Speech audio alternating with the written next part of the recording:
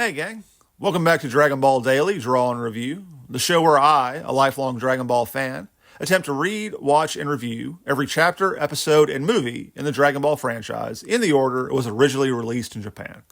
I'm Philip, and today we're discussing Dragon Ball Manga Chapter 3, titled Goku, Running to the Sea, which, according to the website Kanzenshu, was originally published in Weekly Shonen Jump magazine, December 4th, 1984, written and drawn by series creator Akira Toriyama. Picking up possibly minutes after the events of the last chapter, we see Goku sitting on the floor of the capsule camper house, waiting for Bulma to finish getting ready after having accidentally woke her up super early in the previous chapter. I think that's one of the things I love best about original Dragon Ball, and conversely, why for me something like Dragon Ball Super doesn't hit as hard. And that is the strict and easily demarcated passage of time. See, this is clearly the same morning we saw at the end of the last chapter, which was clearly set during the night of the same day of the first chapter. Meaning today is September 2nd, age 749 in the official Dragon Ball timeline.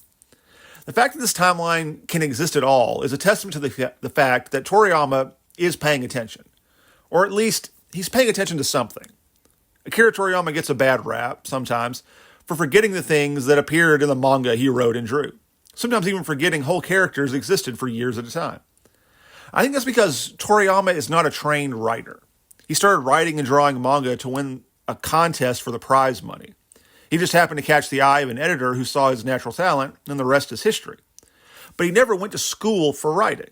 So as such, all of Toriyama's storytelling skills are pretty much self-taught, in the moment, with the pen and the brush touching the paper. Toriyama is paying attention. Maybe not always to the big picture, but to what is happening for the reader right now.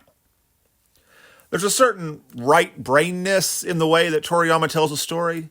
You can almost see him asking, okay, so when is this happening? Is it a new day? If it is a new day, shouldn't some of the characters be wearing different clothes? Have they had breakfast yet? It's a very grounded and realistic approach to a story that, from character design to subject matter, seems closer to Scooby-Doo than an actual day-by-day journal of things happening to real people. But by being focused on these aspects of storytelling, purposefully or not, Toriyama transforms his world from one with a static status quo, like, say, Springfield on The Simpsons, where the characters are forever stuck at one age or grade or career, and turns it into one where the characters are allowed to age, grow up, have kids, even grow old. Ironically, Toriyama's storytelling focus always being on the now allows for time to pass in this world, as we keep stacking up moments of now and allowing them to aggregate. Goku steps outside and stumbles into the mysterious figure from the end of last chapter. It's a big-ass sea turtle who can talk, because most animals can talk in the Dragon Ball world. That feels less like a deliberate piece of world building and more a holdover from Toriyama's last work, Dr. Slump, which functioned on more of a Looney Tunes storytelling engine. I kind of get that the turtle has to talk to be able to explain to Goku and Bulma what his problem is that they can help with, but it occurs to me that an interesting way to take this would have been if Goku, and Goku alone, was able to, speak animal, like, say, Dr. Dolittle, because he grew up in the forest and or is part monkey. That said, it is way funnier that Bulma can understand the turtle too, so they keep clapping back on each other over this chapter and the next. The sea turtle has been lost for over a year and can't find the sea. Goku offers to take him there, but Bulma refuses since, she doesn't care about anyone but herself. But Goku hoists the turtle on his back and leaves anyway. Bulma remembers that she forgot to steal Goku's Dragon Ball. That and a T-Rex walks past pretty nonchalantly, but this reminds Bulma that she still needs Goku for something, and she chases after them. A ways down the road, the trio are attacked by a giant bear. Yes, a talking bear. But this one's wearing clothes and has a sword. So I guess he reads more as a person than just a talking animal. Again, these are all classic Toriyama-isms. Goku, of course, kicks the bear's ass. But I noticed something interesting in this reread that had blown past me before. And it's this. The other characters' reactions to Son Goku's strength. Again, having discovered Dragon Ball Z first and then having backtracked to the original series, sometimes I find it hard to clock when moments are meant to be impressive, unless there's someone there in-universe pointing it out. Things like Tien and Xiao Tzu being able to float during the 20-second tournament don't strike me as strange unless a character like Krillin points it out and goes, oh my God, that's so strange. And then I go, yeah, that would be strange. Because it's a thing I'm just so used to from Dragon Ball Z. Everybody can fly. But Bulma and Turtle looking at Goku with their mouths hanging open after he one-punch man kills this giant 10-foot-tall talking bear with a sword. Seeing that this time, it struck me, oh yeah, that would be weird. I mean, and I think it's supposed to be weird for the audience too.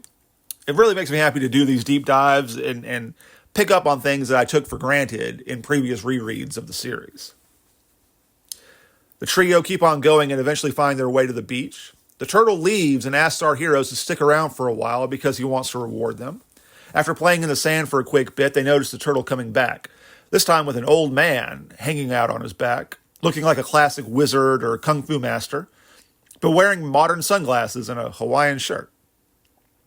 That's right, only 3 chapters in, and we are about to meet Master Roshi, one of Toriyama's most entertaining and enduring characters in this series. Well, actually, let me walk that back. Master Roshi doesn't roll up here. The Turtle Hermit does. Because he's not actually the invincible old master, the Muten Roshi, yet. That's a title Toriyama hasn't assigned to him. Because again, Toriyama writes in the now. And right now, what he needs isn't an invincible old master of the martial arts.